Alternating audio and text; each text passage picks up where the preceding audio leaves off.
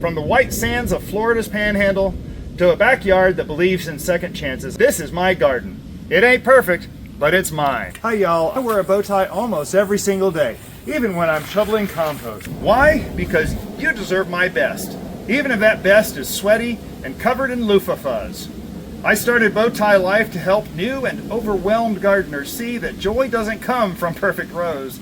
It comes from planting something, anything, and watching it grow. Even pirates need compost. Bowtie Life is my YouTube channel, but really, it's the composted chaos of my brain. 1 part gardener, 1 part tinkerer, and maybe 12 parts committee of colorful personalities who all decide it was their turn to talk. It started with garden tours, then came the experiments, like when I tried to grow tomatoes in compost only. Spoiler, some of them liked it way too much. We do long-form walkthroughs, quick tips, deep dives, and a bit of straight-up goofing off, because sometimes the best thing you can grow in a garden is a laugh. We built ongoing experiments like the mint container war, vertical green stalk trials, composting tests, and we document everything, even when it flops. One thing you'll notice is I do my garden tours in almost the same order every time. That's not just for you, that's for me. This is my journal, my memories, my gardening detective log. I've got ADHD, so if I don't document it, it disappears like the dew in July. I refer back to these all the time to figure out what I planted, when I planted it, or why on earth I thought the mailbox should be surrounded by mint. Every video is packed with indexed chapters and links. Want to see how the loofah looked in March? Or how about last year's pepper rebound? There's a link for that. Out front, we've got 1 lonely strawberry in the ground and a couple more in Mrs. Bowtie's green stalk. Speaking of Mrs. Bowtie's green stalk, I gave the Calibrachoa a little haircut. Not because they're not blooming, they're self-deadheading champs, but to keep them branching out and prep for their next flower flush. While I was at it, I topped off the soil in each pocket.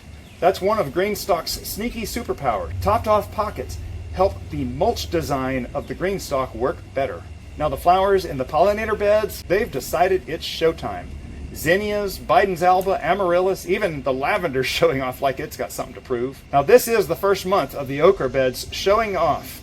You'd think these plants had a meeting and decided to grow together to make me look good. We've got young okra poking up like they're stretching after a long nap, and a fresh layer of compost straight from our own compost bin to keep them motivated. Up near the front, we've got pollinator beds buzzing like a diner at lunchtime. Walking onions are tipping over and planting themselves like a union strike. The Egyptian walking onions have staged a full-on march, and the yarrow's flopping from the rain, but still does a good job feeding the good bugs. Our fig trees, both the potted rebel and the planted prince, are leafing out with purpose. Now the outer garden beds of the backyard, this is where the rule book gets composted. Out here, fruit trees and chaos co-parent the garden.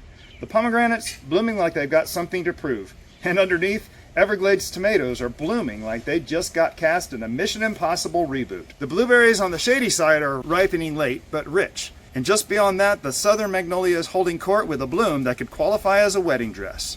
We've got pumpkins planted on faith and horse bedding, and a cathedral-shaped cantaloupe trellis, and peppermint that claims sovereignty over several entire grow bags. Add in passion fruit prisoners, volunteer tomatoes hiding in papyrus, and that rosemary bush that predates my memory, and you've got a wild west of gardening. Now in the raised beds, this is where I get hopeful, humbled, and sometimes hungry. I've got blackberries climbing a welded wire trellis like it's prepping for the Summer Olympics. And the tomatoes, we're seeing revival. After a tough start, they've bounced back and thick with new stems and even few flower buds peeking out. I've been rebuilding these beds with everything from kitchen scraps to horse bedding. If it rots, it gets a shot. Now the peppers, strategic and calculated. I swear they're planning a coup. But for now, they're fruiting quietly. And speaking of hot strategies, we just planted out 2 Thai hot peppers and 2 Dorset Nagos. Those Dorset Nagos, they clock in anywhere from 800,000 to 1.6 million on the Scoville scale. And that's not a pepper, that's a personal challenge.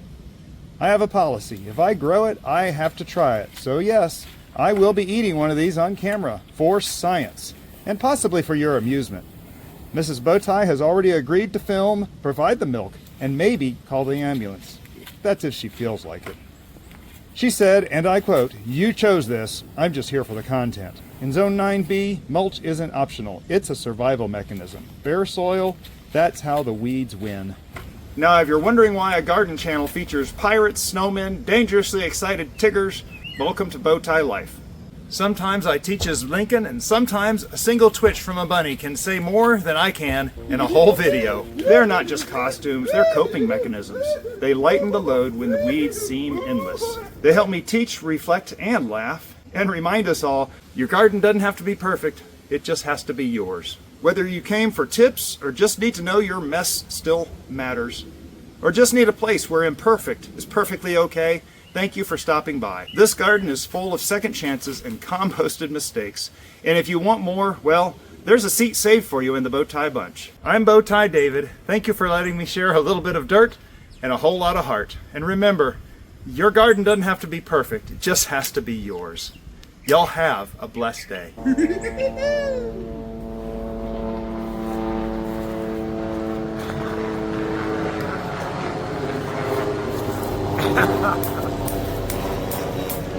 Once again, I start to record, and there it is, aircraft. Start.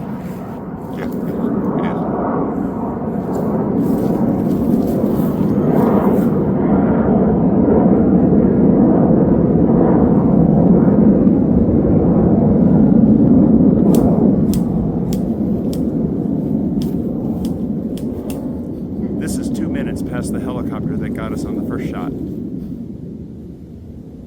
Fighter jets.